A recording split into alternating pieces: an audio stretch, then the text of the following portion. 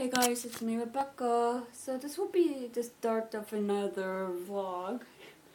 And so for today I've done some work. I edited my previous vlog and I'm just gonna work on the thumbnail and schedule that for Saturday.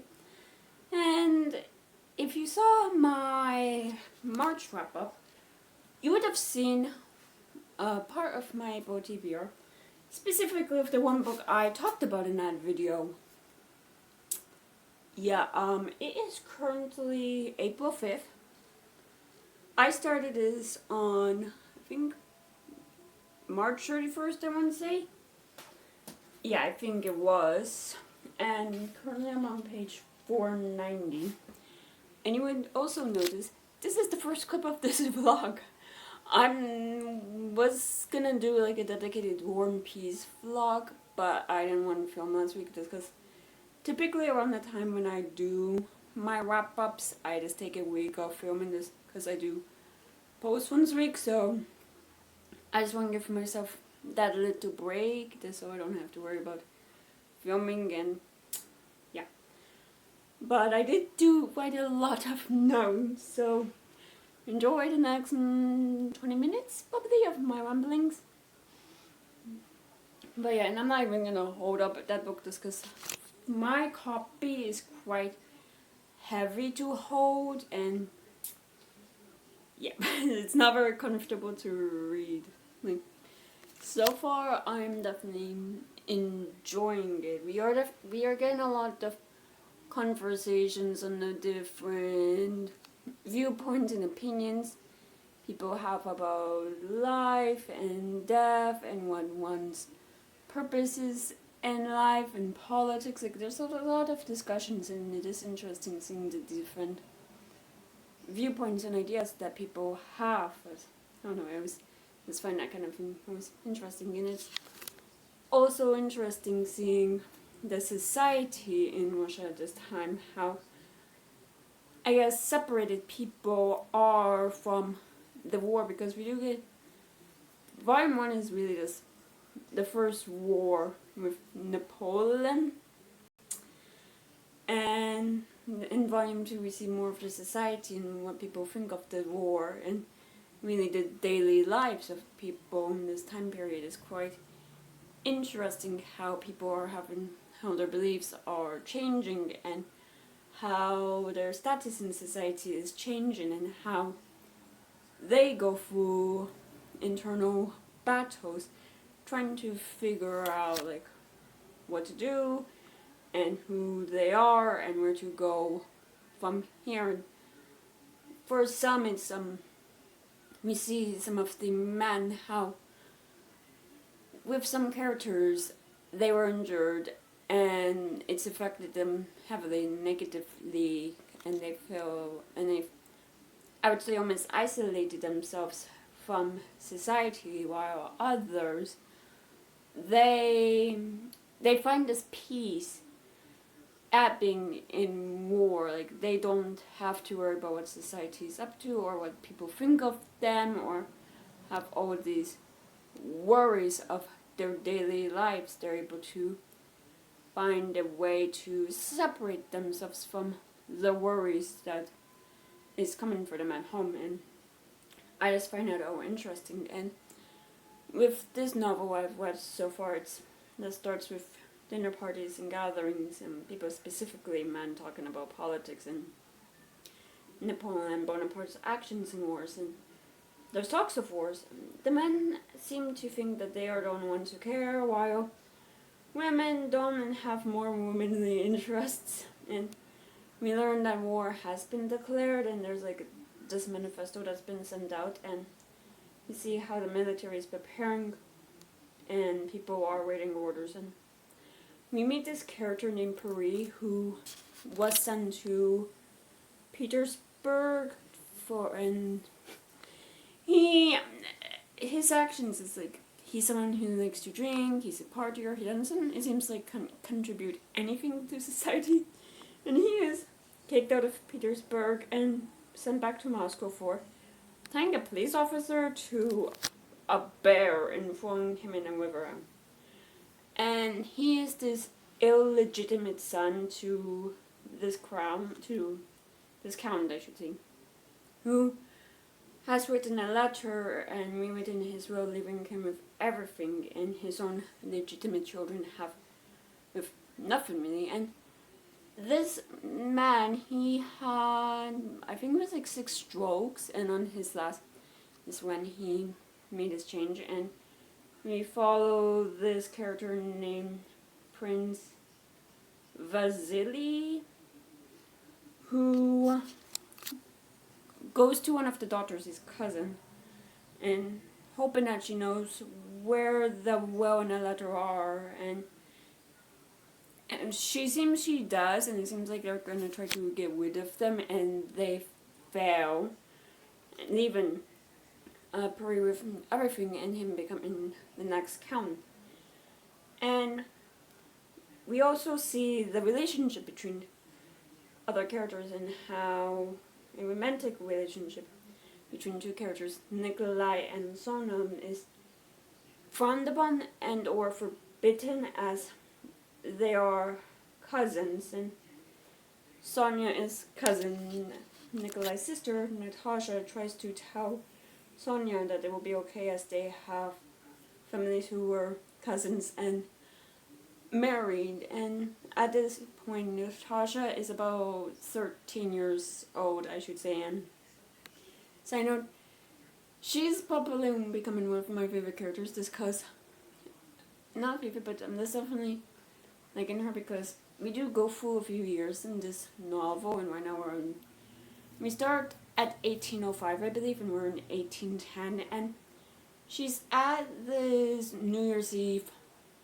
party where people are expected to dance, and no one really invites her to dance until this character, Prince Andrei, does, and she's enamored by him. And Natasha is someone who loves dancing, and she finds joy in it, and because she's so young and full of joy, just kind of see how people can be full of negativity and have other concerns, and it's like, she's so naive that's like, I just love her for it.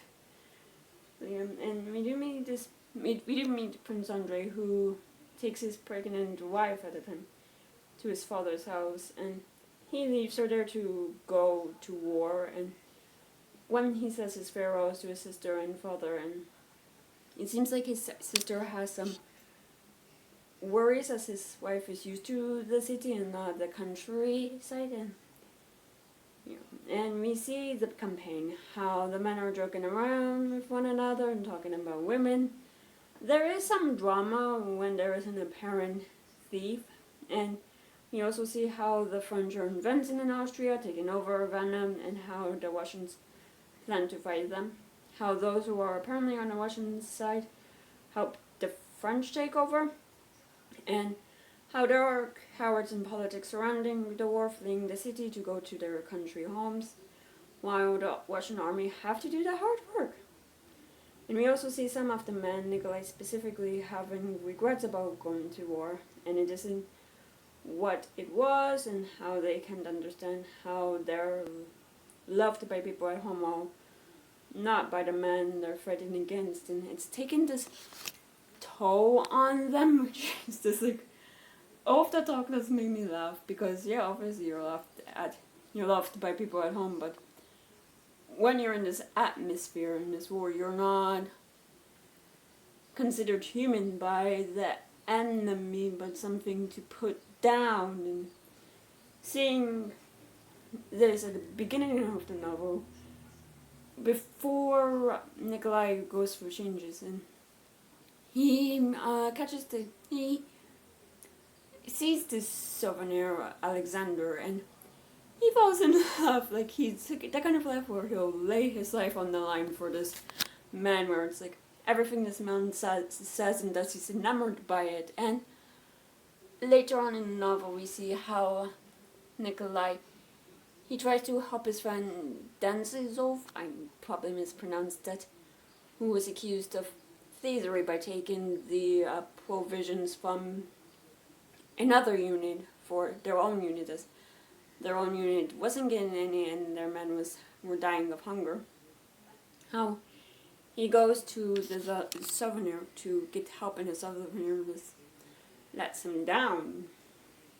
And with Prince Vasily, he is plotting to get Puri to marry his daughter, and we see Puri interested in her, and really he's attracted to her beauty and her body, and he can imagine it, and they do marry, and yeah, that marriage doesn't happen happily ever after, I'm just gonna say, and I don't know later on my notes I have more, but. And with Princess Mara, who is Prince Andrei's sister, Vasily is plotting to marry her to his son. However, his son is attracted to, I think it's a maid, male boring. I'm so sorry if I mispronounced that. A male. And it seems she is attracted to him and dreamt of a prince who would sweep her off her feet, and it looks like he might. And Mara obviously decides she wants to stay with her father and not marry him, and she does plot to set up a meal with Anton, but I don't think anything came up from that, or anything, well, I'm not, you will see with that one. And we do see different battles, how some do go well while others don't, how the men accidentally offend a sergeant or someone who's in higher command than them, causing them to be disliked, and while others try to get promotions. And this is when we see Nikolai and other men meet Sovereign Alexander, and how Nikolai seems to be in love with him and what he means with peace and courage. And we see Nikolai trying to impress him and see how he'll do anything to please him. We also see how Napoleon leads the Russians and Austrians into a trap. And by giving them the idea that he wants peace, really it's an ambush and it doesn't go well, and the Russians are essentially defeated.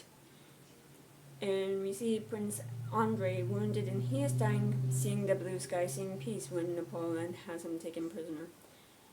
We see him questioning God, if God is the reason he is alive, if it was his will, and he can see why his sister believes. However, he had peace and he would like to have it again, and that was the end of Volume 1. And Volume 2 is that we see how the man returned to society, and the talk that arises out of different reports of the battle were spread, some of which contained incorrect information, and we see Puri thinking his wife is having an affair with a man named Dolokov, and challenges him to a duel. And it seems like there will be nothing happening with this. The wife taken to spend time with him, and we see Puri losing face, and we learn he no longer finds her beautiful and regrets marrying her. And I did get confused if a divorce occurred, but that definitely wasn't the case, as they were still married but just living separated. And we learned that Prince Andrei's family was told he's dead, and no one didn't worry. His pregnant wife doesn't tell her. He is alive and does come back when she is in labor, and she dies wondering what she did to deserve this. And with Nikolai, it seems like he's no longer in love with Sona, and Dolokov seems to be in love with her, even proposing through. She does refuse, as she is in love with Nikolai, causing a rift between the two men and causing Nikolai to lose his family quite a lot of money. Yeah, and with Puri, we see him enter this masonry, which is, I think, a group of Christians studying God and trying to take God's lessons into their lives and whatnot. And it seems like that has changed him. When before he was just someone who might have been a bit greedy and has wanted money, and now he is trying to make the lives of people better. And we see him trying to get Prince Andrei on his side, but Prince Andrei just seems he's questioning it. And Yeah, and I wanted to mention Densov and what happened with there, and I did, and Nikolai and whatnot, and things not only in the society are changing, but politics are changing as there is peace in the end, it seems like, with France and Russia, with France now joining Russia to fight the Austrians, which is quite interesting, and it seems sovereign Alexander, he's trying to make changes to society, to how things are won in Russia, and it's things he campaigned on, it seems like, which, while it's making people unhappy, it shouldn't be surprising them, and I'm just curious on how that goes. And we see Prince Andrei, he sees Natasha at a ball, ball, I guess, falls in love with her, and he wants to marry her, but his father gave him, in ultimatum, I guess, that he has to spend a year abroad, taking care of himself, and then he can come back to marry Natasha if he still loves her. And I think the father is just hoping he'll be dead before his son comes back. And I want to mention something is that the roles of father and son have seemed to have flipped, because when Andrei comes back thinking his son had died in war, his father takes more of an active role in politics and tries to campaign on it, while Andrei, dealing with what his trauma in war, and as well his injuries that he needed to go abroad to deal with, like that's something his doctor actually told him to do, is kind of isolating himself in his house. It seems like there's a change there, and I did find that fascinating. And yeah, Natasha, she's young, 16, I think, and I was curious if there will be a change in her after the war. Not after the war, I'm sorry, after Andrei comes back. And where I'm at on page 490 is Nikolai, who went back to war to escape the stresses of society, gets a letter from his mother asking him, pleading with him to come back, as his father has trusted a man who's trying to trick him and is causing him to lose money, and if Nikolai doesn't come back, they'll be homeless and be bigger, so their reputation's on the line, and he does decide to take leave. So yeah, I promise all of my other updates will be much shorter, and then I don't even know how long I've been recording for, but yeah, so far I am definitely finding it intriguing, and I'm like in the talks of like just the different beliefs people have, how they're trying to put those beliefs into their lives, because where I left off on the end of part 3, I would say, I could be wrong with that, is Mara, Prince Andrei's sister. She stayed at home to take care of her father and Andrei's son, who she adores, and her father's illness is getting worse, and he's just being a total asshole towards her, saying horrible things, mocking her love for her nephew and mocking her beliefs, how strongly she believes in whatnot.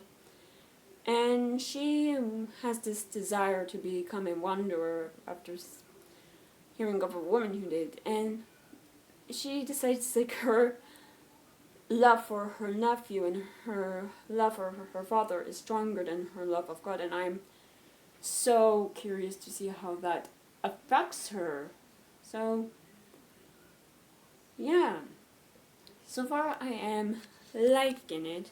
I do have to say, I think it's the same with a fantasy novel. Any talk of them going at war and in battle scenes, it just goes over my head just because I cannot really imagine it, but yeah. I should also say thanks to the translators who I forgot to mention, but they did a good job. I don't know how well this translation is considered. The translators are Richard P. Vere and Larissa Volkonski. So, yeah, not a bad job for that. Yeah, I think that's all for now. So,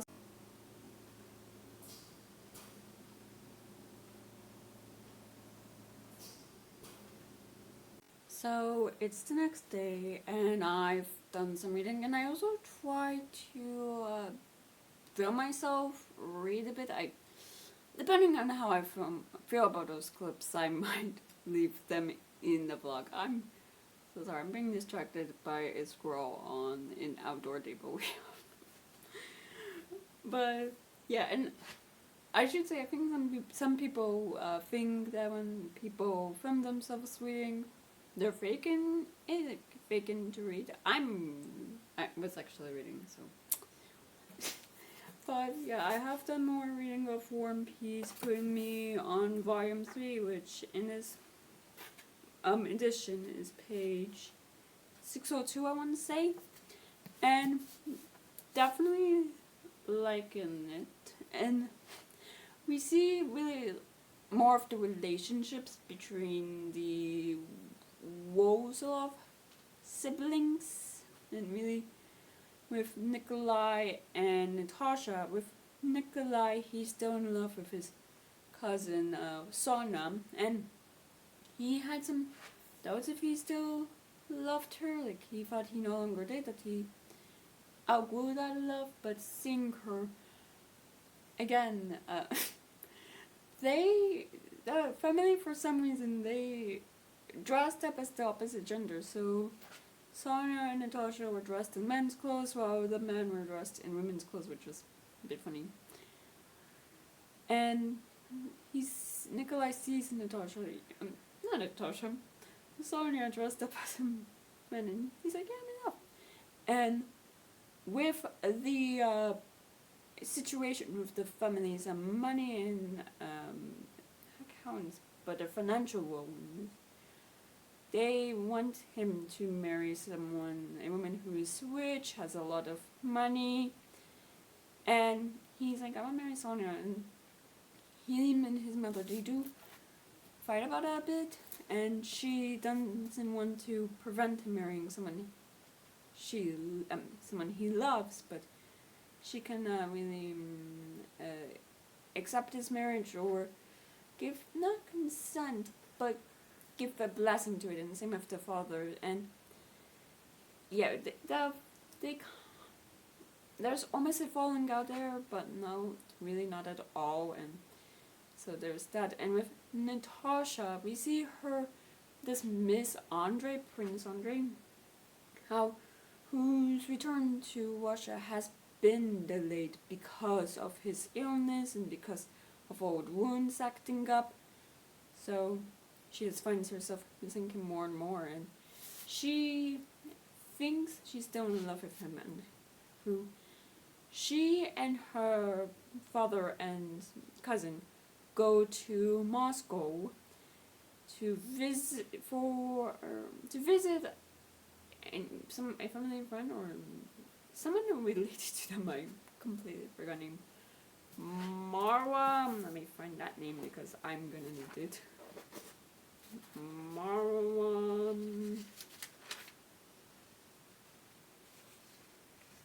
Where is it? Mara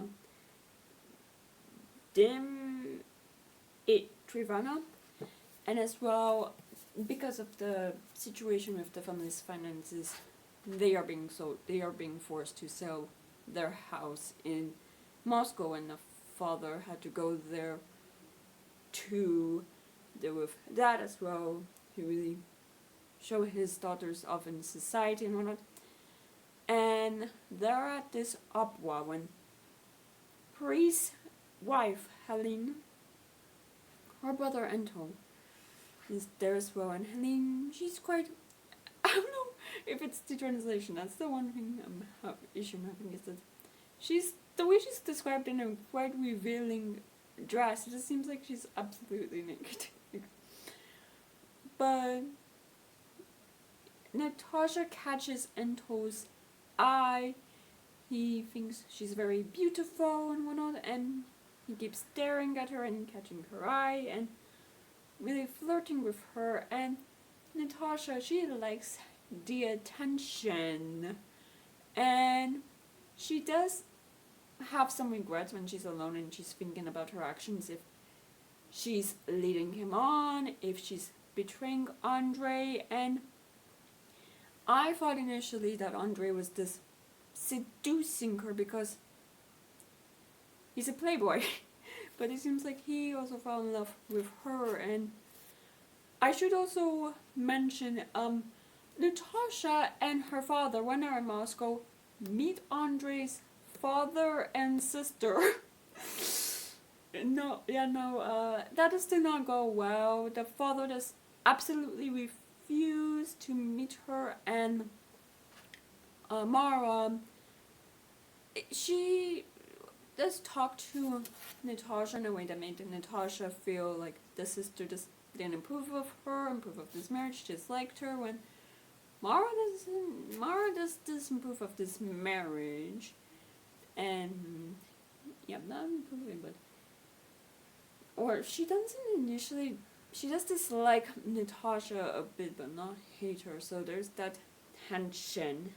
And as well with Mara, I'm going off in tangent because there's information in one share, so we see how her father is just being extremely cruel to her, like quite borderline abusive, like not basically or anything, but just verbally. And he keeps turning away suitors for her, so she's isolated in this house, and her only companion, which was Emil, her Madame Boring, is now, there's something going on with the father, which yikes is what I have to say, and he's always on Boring's side.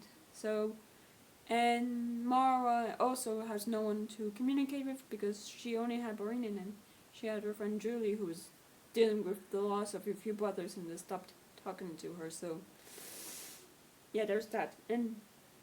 But back to Natasha and Ento, is that we do see the two fall in love, and while Natasha does have some guilt, like she is questioning if she still loves Andre or if she now loves Ento, and Ento sends her a letter and she's like, I'm in love with Ento. And that's the one thing with Natasha's character, is that she just falls in love so easily. Like, she's just someone who loves people, and while that might be admirable, it's probably not good if you're trying to find a suitor because she fell in love with Boris when she was much younger, Dolkov, and a bit older, and now Andre, and now Ento. So it's, and with Ento, there's one thing about him that would not make this marriage work, and it's the fact he was secretly married, or is secretly married, I should say. From what it seems like he was caught having sex with a woman and friends, and her father forced them to marry. So there's that. And we see with Natasha, the people in her life, like Sonia and whatnot, they don't approve of this, and she becomes defensive and pushing people away. Like, she's so adamant that she's in love with Ento and whatnot, and she knows that her family will not approve of this, so they decide to run away together and elope.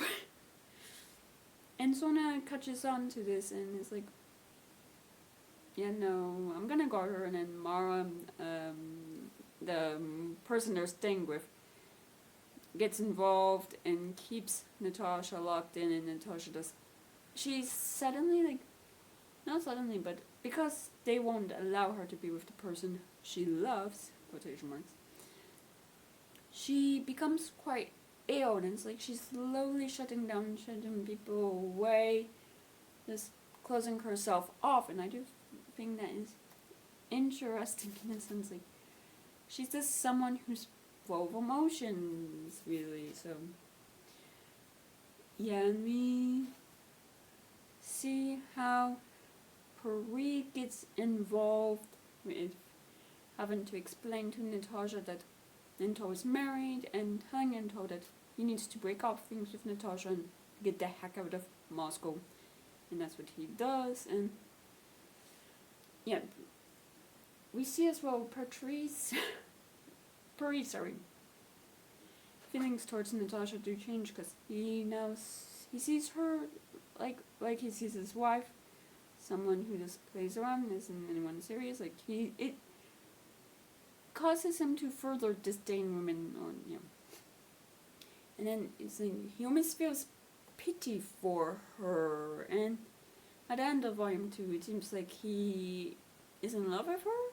So, but because of talk of there's apparently talk of this abduction plan being spread out, and one of them catches Andre's ear, and Andre is like, she was unfaithful, and I did say I would forgive it, but I cannot forgive her, and he breaks off the engagement, and it seems like his father and sister are really happy about that, because they did not want that. Like, so yeah, a lot of the stuff is mainly related to the relationships of people in this one, but with a dash of the politics of what is happening with someone, I don't even want to pronounce that name, being tried for committing treason, and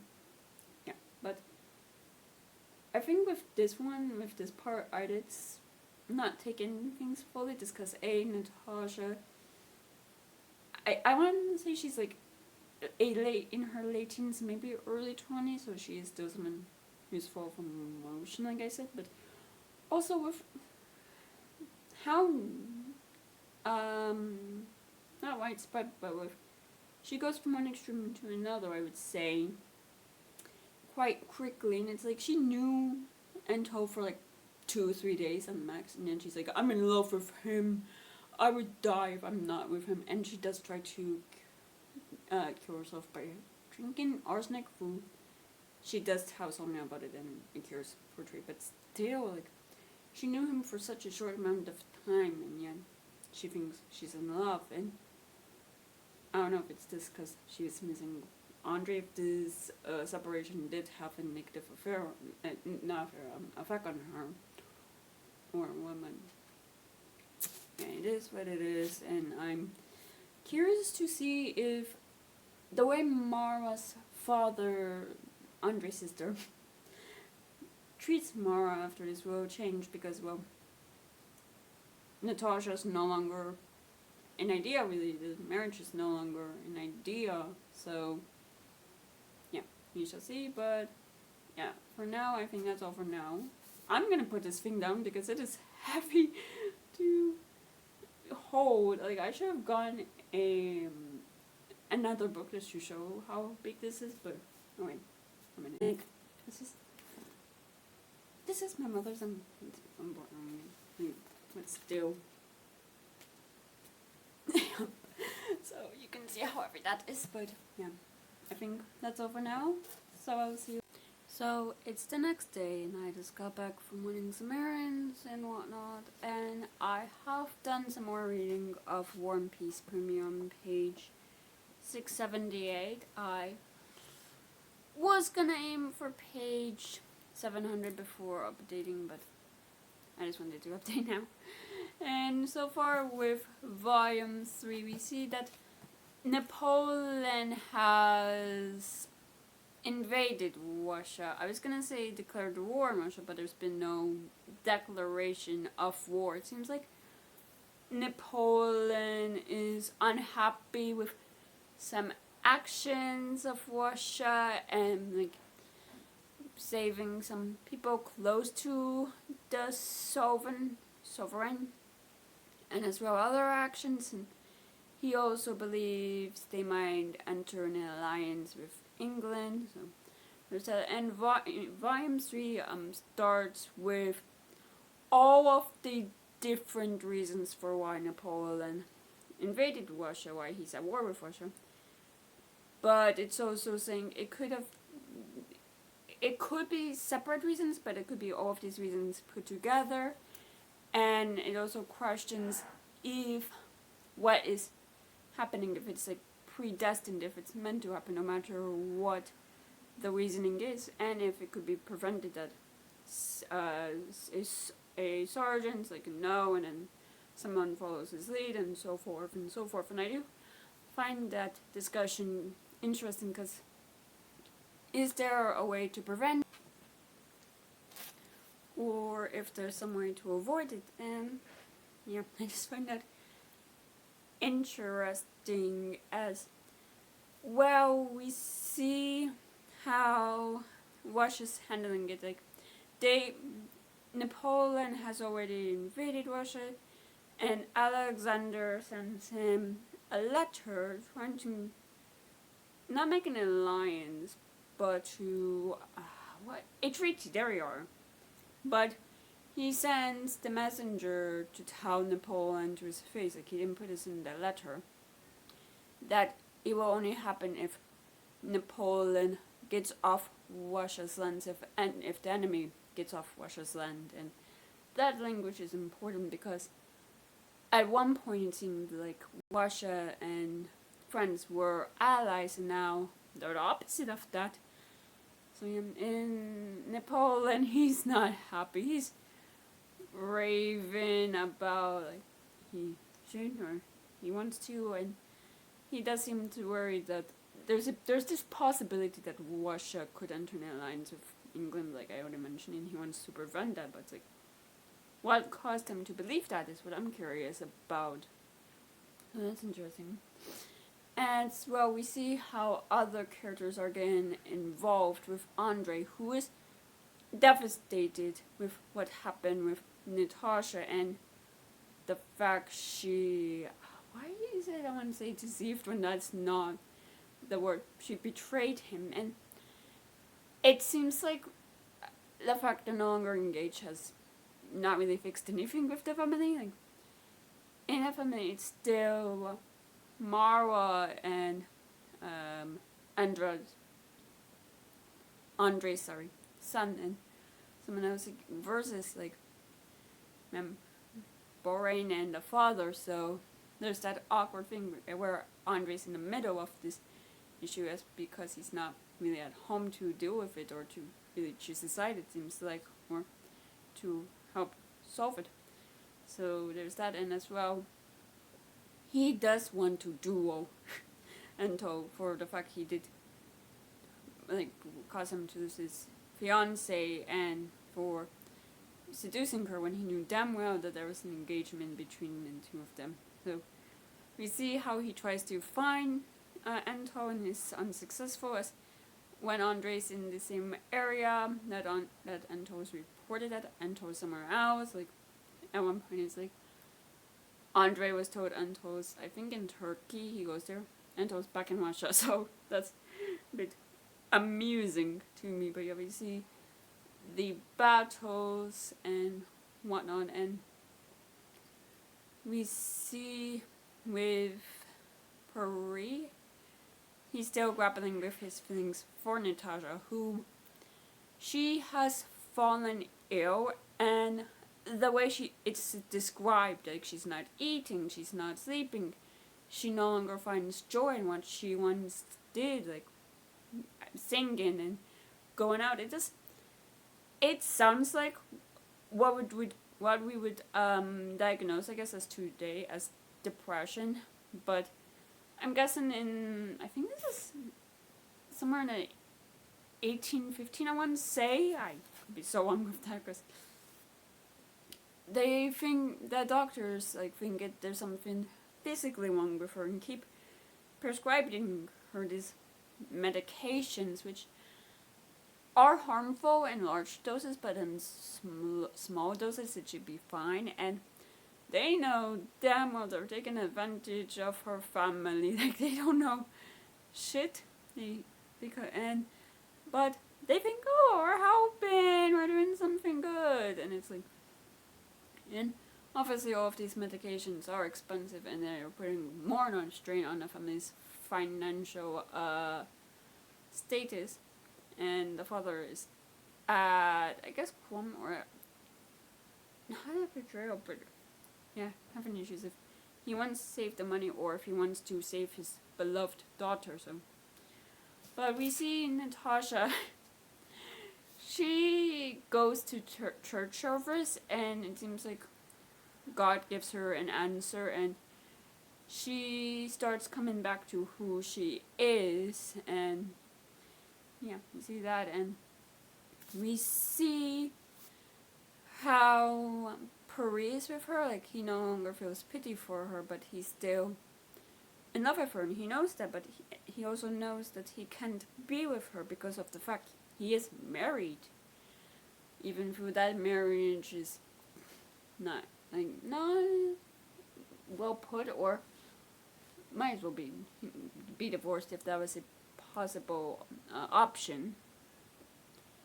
And he decides, yeah, no, I'm just gonna hurt myself more. I'm not gonna visit this family anymore because I'm just gonna hurt myself, which I do like that he's taking that responsibility. And we see with the youngest son, let me just see that because I fear I might mispronounce that name. It's Vita, who it seems like he is named after Puri, but Vita, who's like 15, so he's too young to be in the military, but he's at a stage where he's thinking of going to university. He wants to join the army, like his older brother did.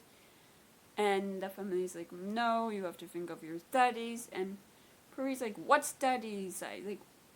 When the world might be destroyed, when there might be a lot of destruction. And he tries to talk to the sovereign, and that's unsuccessful. Who he decides he's just gonna declare to his family that if they don't agree to let him serve, he's just gonna run away. And unwillingly they do let him serve, who the father does go to see if he can be put in a less dangerous position. So, yeah.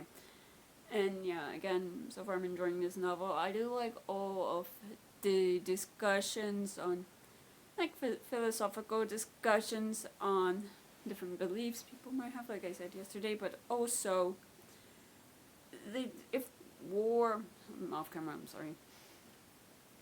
if there is a chance for events to be prevented, or if such events, it's 1812. Whoops. Oh well. That's the year I was thinking of earlier. Or if events are just meant to happen. Like, I don't know, I just find that all fascinating. So, yeah. And I think I might try to do some more reading today, for I do have some more work I have to do, or I want to do today. We shall see, but anyway, that's all for now, and I'll see you when I